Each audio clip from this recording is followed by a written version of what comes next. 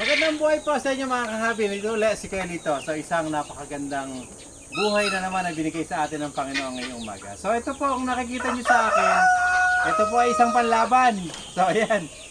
Ito po ay as per hobbyist request actually.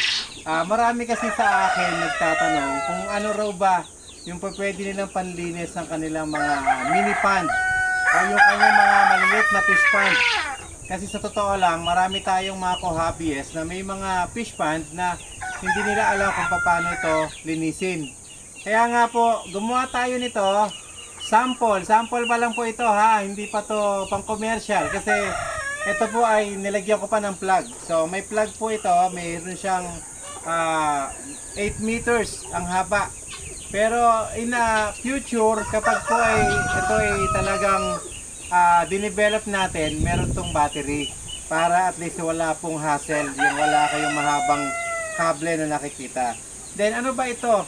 So ito po, sample, ito po yung inyong fish pond. Yan, kunyari po yung fish pond. Ang purpose po nito kasi, panlinis po ito. So yan, panlinis po ito kung saan may poop separator tayo rito. Aakyat ang tubig, sasalain ng poop separator, yung malinis na tubig, ibabalik niya rin. So, ito yung malaking version na to. So, kung dati gumagawa tayo ng mga vacuum cleaner na maliliit, ito ay malaking version. So, ibig sabihin, kaya po ito, yung dumi, ipapasok niya rito, then, yung tubig na malinis, ilalabas niya uli. So, yun yung purpose nito. Then, pwede rin siyang gamitin pang water change. Kapag po water change na, mula po dito sa dulo, quick release po ito. Pakita mo to, ilapit mo. Ito. Naka-quick release po ito kung saan pwede natin salpakan ng hose.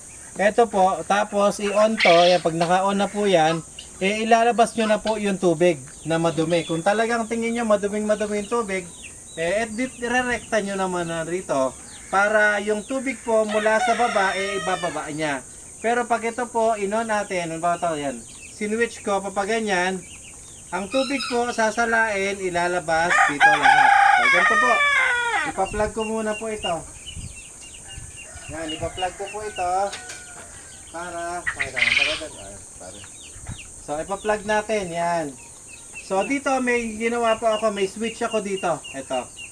So, tatayo ko muna kasi maliit itong ating ginawa eh. So, pag pinindot ko po yan, makikita nyo po, yung tubig pumapasok na. Yan. So, ibig sabihin nito, ang kinukuha niya lang po yung mga maliliit na dumi ha. Kasi yung ilalim po nito may strainer. Para po hindi masira yung motor natin. Meron po siyang strainer. So, yan po ang purpose niyan. So, kumbaga kung malaki yung ating fish pond, makikita naman natin yung mga dumi. So, yung mga dumi po, makukuha natin, papasok naman dito. Ayan. Kung titignan niyo po ito, yung dito, ito ilapit mo.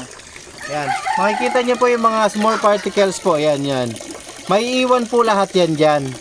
Ibig sabihin, lahat po ng makukuha nyo sa ilalim, may iwan nyo, tapos yung tubig, ibinabalik nyo rin. So, ibig sabihin, ito alam mo naman tayo, gusto natin makatipid. Kaya, ganyan yung magiging sistema. So, maglilinis tayo ng ating mga maliliit na pond, o kung sa aquarium nyo, kakasya, pwede rin sa aquarium. Then, ito papatayin ko muna po. Ayan, pinatay ko muna po. Pagpatay ko po, ito naman pong dulo, say for example, gusto nyong palit ng tubig, water change, pwede po ito. So, since naka-quick release na po itong dulo nito, pwede nyo po ito isalpak. Yan. Pag nakasalpak na po yan, ang tubig ngayon natin, dito na po lalabas. Yan, dyan. Yan.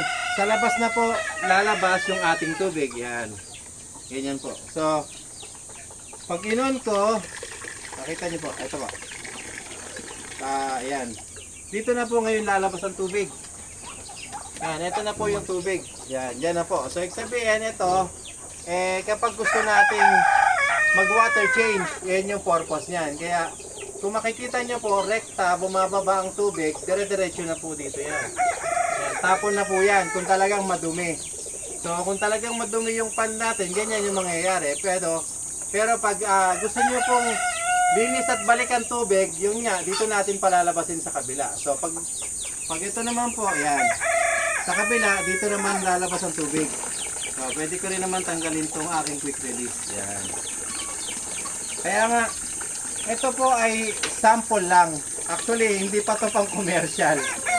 Ginawa ko to kasi yung bossing ko, yung kanyang aquaponic ay medyo nahihirapan silang linisin. Kaya ito ay ginawa natin. At the same time, marami nga sa ating mga ko-hobbyist ang gusto na magkaroon ng panlinis yung kanilang mga mini pan. Kaya natin to ginawa.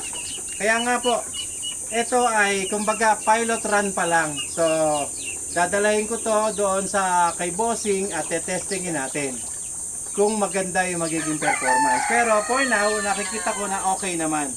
Kaya nga, pag nandito na yung dumi, naipon yung dumi dyan, ito naman po, pwede nyo naman po itong i-release sa labas. Yan. Then, natatanggal din po ito.